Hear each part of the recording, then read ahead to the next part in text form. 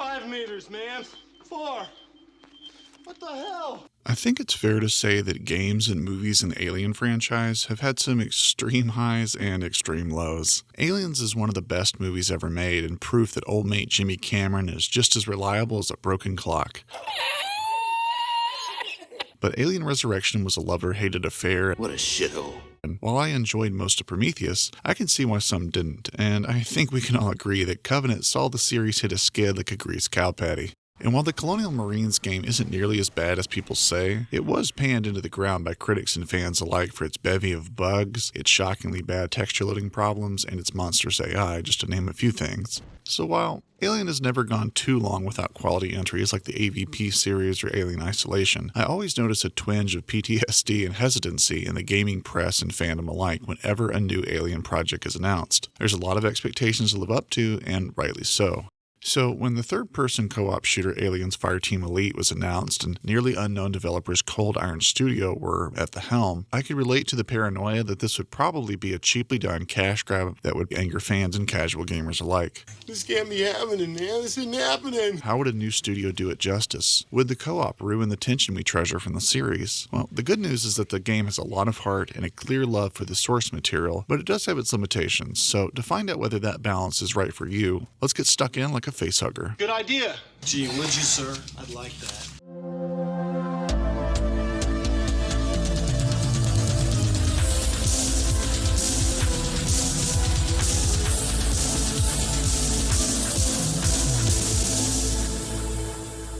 And how are you this afternoon? Alrighty then. Our first stop is the presentation, which is usually the most fundamental building block of any licensed property adaptation, and that's the case here too.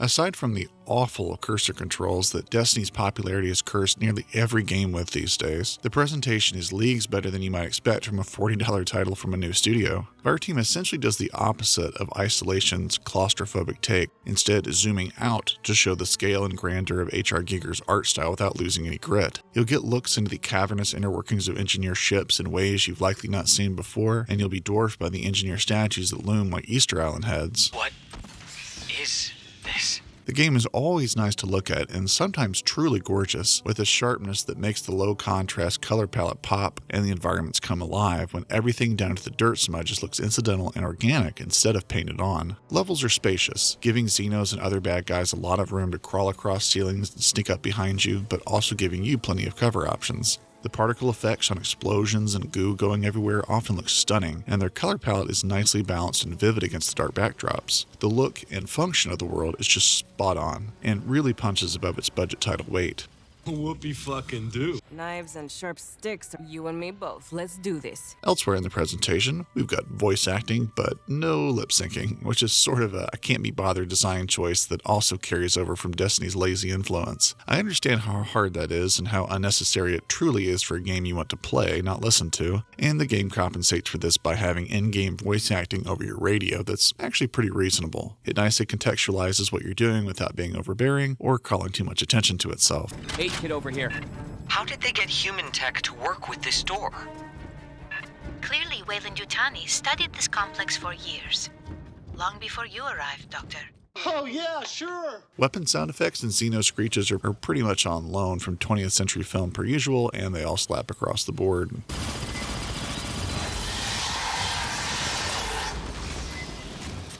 The main part of the Sonic presentation I want to call your attention to is the incredible orchestral score by Austin Wintory, who scored Journey, The Banner Saga, and AC Syndicate, as well as being a founding member of Alana Pierce's Play, Watch, Listen podcast. FIRETEAM's score is highly reminiscent of Jerry Goldsmith's original Alien score, prevalent horns and strings ratcheting up the tension. It just feels right. I feel like that's starting to really click and feel right. Anytime you see an establishing shot with a spaceship in an 80s movie like Star Wars or Alien, you just know how it's going to sound, and it's no different here. There's a good reason Wintory's score was nominated for Best Soundtrack in a Video Game for the 2023 Grammys, which is a brand new category, so pretty cool stuff and well deserved. Hey, I'm impressed. Okay, so that's the artsy-fartsy stuff, but let's get into the game's mission structure and what you'll be doing within these pretty hot for an industrial complex levels. Well, there are 4 major campaigns, each divided into 3 chapters of usually increasing difficulty and scale, although sometimes the best missions are squirreled away in the middle of these chapters. There's a good crescendo going here, as you'll start off in some random hallways and loading dock type areas overrun with Xenos, getting jump scared out of vents and side hallways, and even some great fake-offs where stuff will fall in front of you, but no Xeno will appear. Xenos come in the normal variety, but split off into multiple Xenos come in multiple species, like the regular Xenos, the spitter varieties that explode into damaging acid when killed, and there are various warrior subtypes that just get bigger and stronger, taking a veritable army to rebuff. And once you've gotten used to these bastards, you'll graduate to the missions set in the engineer spaceships, where archaeological expeditions have been set up. These are overrun with androids and even the working Joes from Isolation, which is a nice callback to a great game. These guys mix up the proceedings a good bit, as they often wield guns of their own that compel you to make use of the Gears of War-like cover system and actually put a premium on hunkering down in a spot with no easy sightlines for the enemy or ways to flank you. Then the game will take you into the pathogen areas where these white mutated beasties that resemble Destiny's Hive swarm you and pop like popcorn when killed. There's a standard zombie-type class, some skittering bug enemies, and the stalkers, which are aggressive and gruesome melee enemies who can become invisible. They're all pretty well animated and tension-inducing, giving you that encounter of the third kind a lot of shooters do, like the Flood and Halo versus the Tactical Covenant troops, asking you to stop thinking so hard and tactically and just survive at all costs. And once you cycle through all these different styles of enemies, you'll bring it home with a fairly miserable encounter with the Xenomorph Queen, which just includes you basically running in a straight line because you can't hope to beat it. I'm not sure if this is better or worse than the miserable encounter at the end of 2013's Colonial Marines.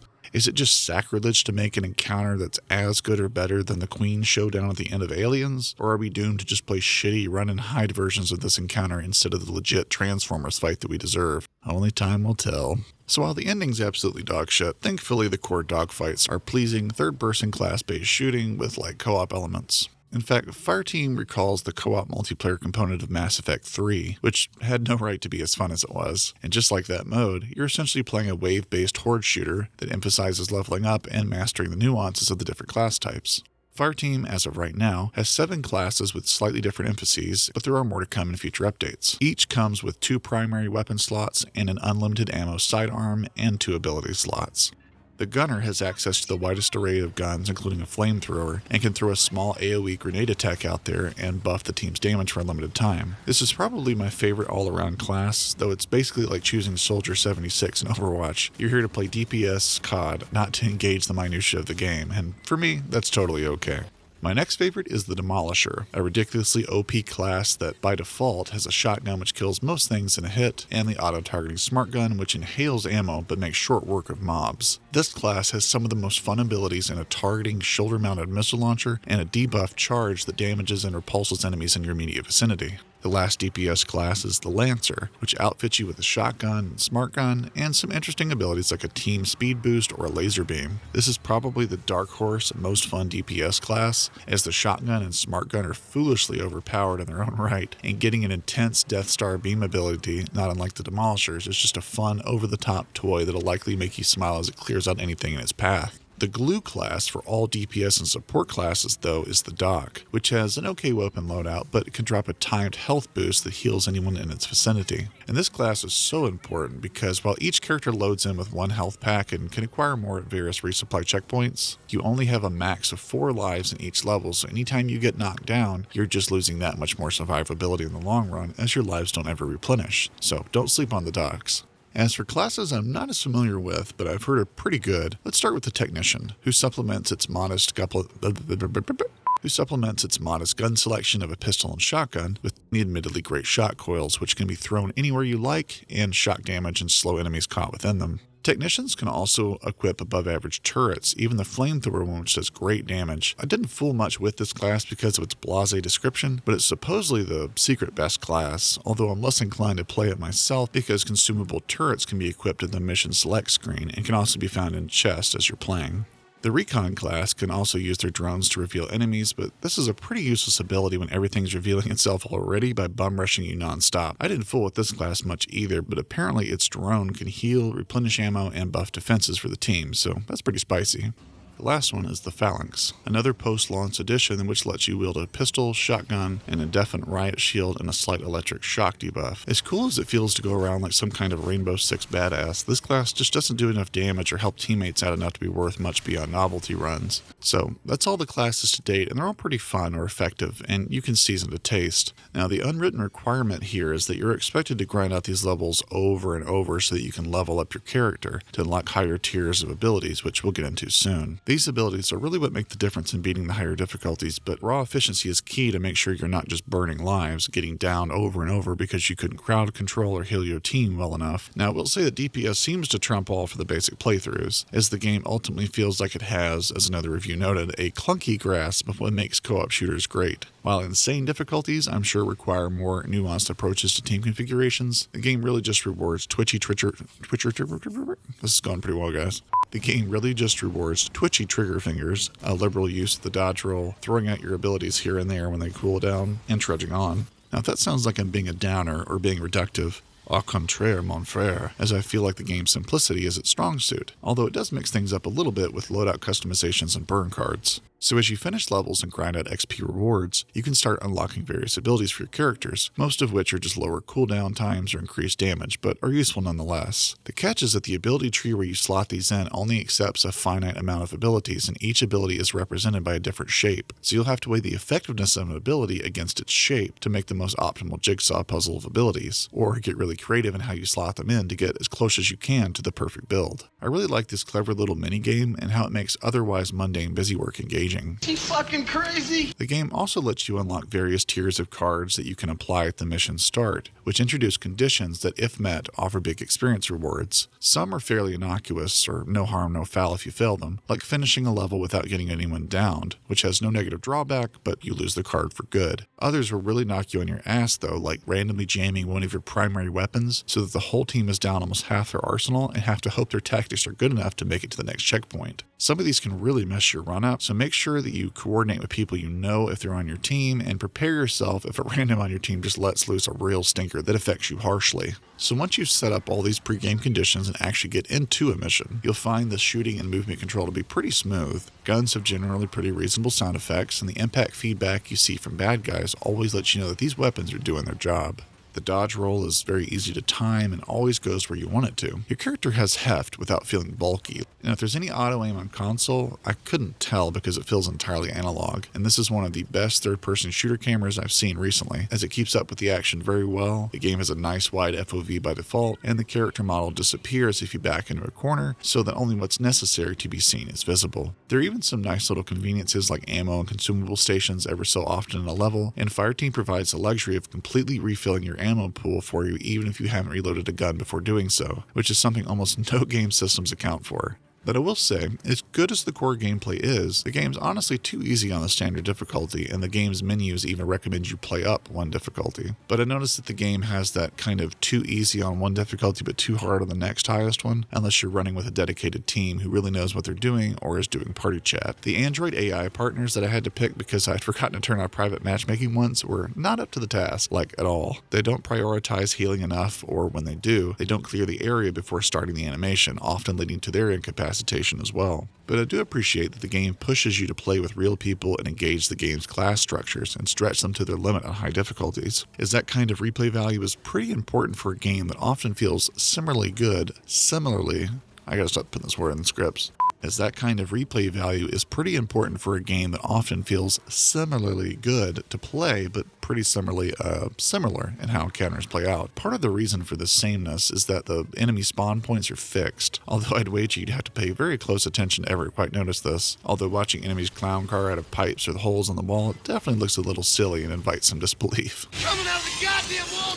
What? I'd also like to point out that you can't have much else going on in the house bandwidth-wise if you're playing this online with people, as when I first started playing FIRETEAM, my wife was working from home in the other room, and I distinctly remember mocking the horrendous lag and jittery xenomorphs that resulted. However, I found out later that once she got off work, that the freed up bandwidth made FIRETEAM run a lot better. Regardless, though, the netcode definitely isn't great, as playing recently to capture footage for this review, I noticed a several second freeze almost every time I entered a room, as well as random slowdown here and there. It's not so bad it ruins the game or anything, and it fortunately tends to happen when loading new areas instead of in the middle of combat, but I have to impress upon you how fragile the netcode can be. But those things aside, FIRETEAM just has an X factor, where the game can feel like it's just reviving some of those good old third-person horde cover shooter things you used to do with your buddies in Gears of War or Mass Effect 3, without just feeling like it's running those back. The hum of your weapons against the screeches of monsters, the authenticity of the world's art design balanced for fun encounters, the light but engaging ability tree stuff, it's all working together seamlessly to create an alien experience that's as sleek as a xenomorph's pate. But if you're still unsure about this one, let me get you a TLDR second opinion by my good buddy the Lord of the RPG, who breaks it down real concise-like for you. Hello there. I want to thank Medium for allowing me to pop into his video and take over for a moment. It's truly an honor. I'm the Lord of the RPG. Let's talk about how well Aliens FIRETEAM Elite creates the look and feel of the Aliens universe. The H.R. Geiger-inspired level design and architecture taken heavily from the films and comics as well as the developer's imagination is pretty spot on. Having that authentic look adds to the overall feel of the world in this co-op shooter and makes you feel like you're a space marine blowing up aliens with your friends. Exactly how it should feel. The way the lesser xenomorphs bum rush you and you get to just slaughter wave after wave makes you have a power trip and feel like an unstoppable killing force. Man, there's a shooting gallery down there. They add in all these other cool Xenos, from a classic warrior to the Crusher, which is a big armored xenomorph. All the different types of Xenos make for a pretty fresh experience most of the time. They keep you on your toes, and even throw in jump scare aliens or engineers to fight. It feels pretty great for what it's trying to be. It's a co-op, class-based third-person shooter. Pretty linear mostly, but there's always something to shoot or a wave of enemies to fight. Tons of cool weapons from the films and plenty of upgrades. And I love all the class customization and the combination of class types when playing with friends. It makes for a different experience every play session, depending on who plays what. The weapons feel meaty and powerful, if not even overpowered at times, which is kind of the point, because you want to feel powerful in a game like this, right? The smart gun is a standout favorite of mine, and I used it like crazy playing as the Demolisher, and it's super effective against really powerful enemies. The game is inspired so heavily from its source material, and they constructed a very passionately fan-made game here, and it looks and feels like you stepped right into an Aliens film. It's a good time. I have an older impressions video on the game if you'd like to check that out. Otherwise, thanks again for having me. Now back to Medium.